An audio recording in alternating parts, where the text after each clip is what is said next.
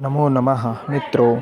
आज हम लेकर आए हैं व्रत और उपवास का महत्व। वर्तमान समय में व्रत को एक ऐसा साधन बना लिया है जिसमें अगर हम केवल अन्न ना खाएं और बाकी अन्य चीज़ों का हम सेवन करते हैं, फलाहार बना लेते हैं, चिप्स बना लेते हैं, अन्य ऐसी सभी चीज़ों का सेवन करते हैं और पेट को अन्य चीज़ों से खाकर भर लेते हैं, उसे व्रत उपवास नहीं कहा जा सकता है, ना उससे हमारे शरीर को कोई लाभ होता है। अगर हम वैज्ञानिक कारणों की बात करें तो उपवास का अर्थ है हमें उस समय खाली पेट रहना है।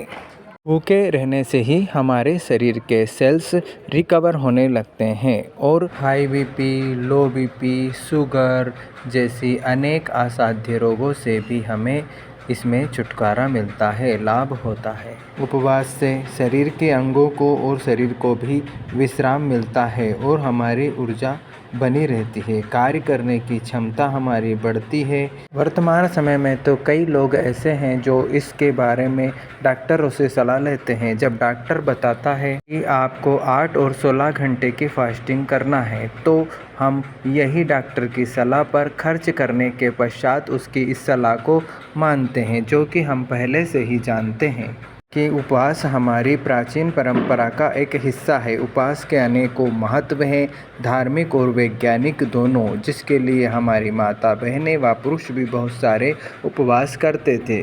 8 व 16 घंटे उपवास का जो पैटर्न है वह आज वर्तमान में विदेशों में बहुत चल रहा है। इससे क्या होता है कि हमारे शरीर में जो सेल्स है वो अच्छे से निर्माण होते हैं और जो दूषित पदार्थ हैं वह उसके कीटाणु नष्ट होते हैं। इसलिए उपवास हमें हमारी परंपरा के अनुसार ही करना चाहिए। दिन भर खाते पीते नहीं रहना चाहिए। उपवास के नाम पर हम खिचड़ी, आलू चिप्स, भगर ऐसे कई चीज़ों का सेवन करके हमारे पेट को भर लेते हैं, जो कि गलत है।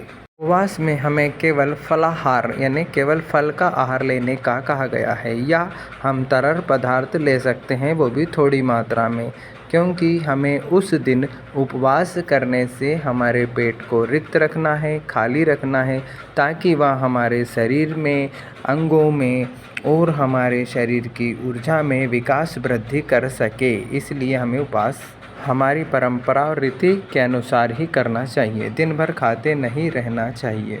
परंपरा और संस्कृति का ही अपमान होगा। हम उपवास के महत्व को जानते और समझते हैं, इसलिए उपवास अवश्य करें। केवल हम फलाहार ले सकते थे, यह पानी का अधिक सेवन करें। फलाहार में लिक्विड जैसे आम का रस, गन्ने का रस, इस प्रकार के जो तरल पदार्थ है उसी का सेवन करने के लिए बोला गया था। केवल फलाहार, आज वर्तमान में फलाहार का अर्थ निकाला गया है कि खिचड़ी, चिप्स, अन्य प्रकार की भगर वगैरह ऐसे अन्य साधनों के द्वारा हम पेट को भर लेते हैं, जो कि अनुचित है।